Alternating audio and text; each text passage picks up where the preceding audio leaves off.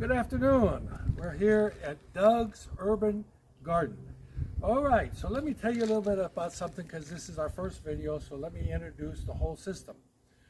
All right, because the soil here in New Mexico, southern New Mexico, is not very good, I have built these boxes, which I call garden boxes. They're 2 feet off the ground, 4 feet wide, 8 feet long. There's a foot of dirt in them, which is plenty of dirt for any kind of vegetables that we're growing. And we have hoops so that during the winter we can cover the plants to keep them from frost. Over here we have some bell peppers that we're growing in a box. As you can see, very, very prolific. They're coming along.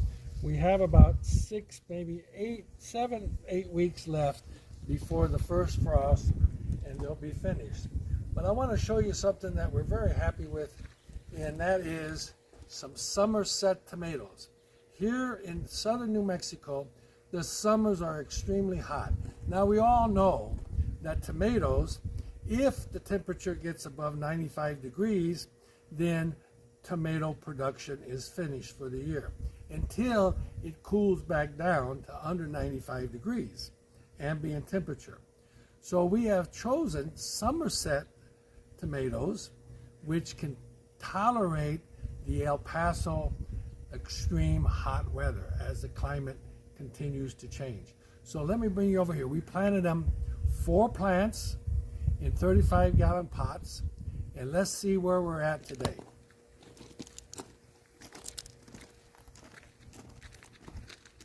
Let me pull back some of the bird netting, because as we grow our tomatoes, we want to keep the birds out. We don't mind sharing, but we like our tomatoes. So these are Somerset tomatoes, heavy vines. Look at the abundance of nice green big tomatoes. You can see compared to my hand how big these tomatoes are, and they're getting very, very big. All right, so we got about 6-7 weeks before the first frost. We hope we get red tomatoes before the first frost. Look at this heavy, bountiful group of tomatoes. Now these are going to be slicers. They're very, very prolific during the summer heat. Look at this group right here.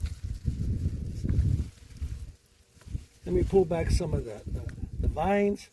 Look at this. What, 10, 12 tomatoes right there?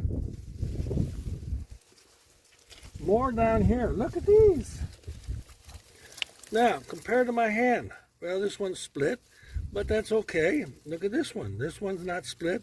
Look at the size compared to my hand. These are going to be beautiful. We just got to get them ripe, red, before. Okay, here we go. There's some small ones here that are already ripening up. We'll pick those tomorrow. These are very prolific vines, very sturdy. They're holding all this weight. The vines have not been tied up. And we're just loaded with tomatoes. Here's another good sized bunch. Look at all these. Look at all these. We're going to have an abundance for salads, to make sauces. Some over here that are starting to ripen up, the smaller ones, and just an abundance. All we have to do is wait for them to turn nice and red. Let's go over here and look quickly at some cherry tomatoes we planted.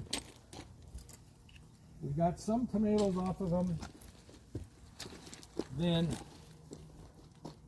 we got 95 plus degree weathers up to 100, 105 for 20 days, and these cherry tomatoes just stopped producing.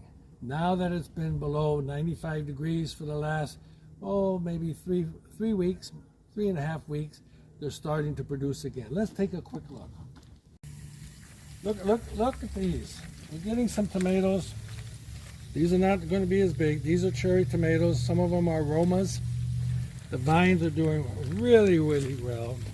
All these young cherry tomatoes throughout the vines. There's 12 vines in here. Nice sized cherry tomatoes are coming along. Again, we just gotta hope they all turn nice and red before the first frost.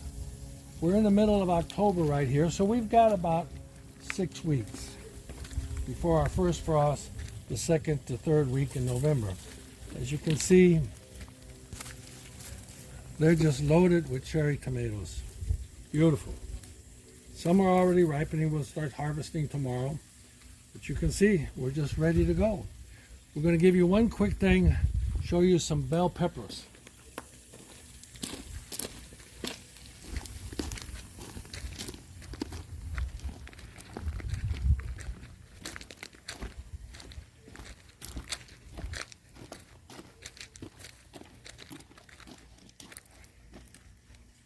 These bell peppers we planted several months ago, and they weren't doing very well.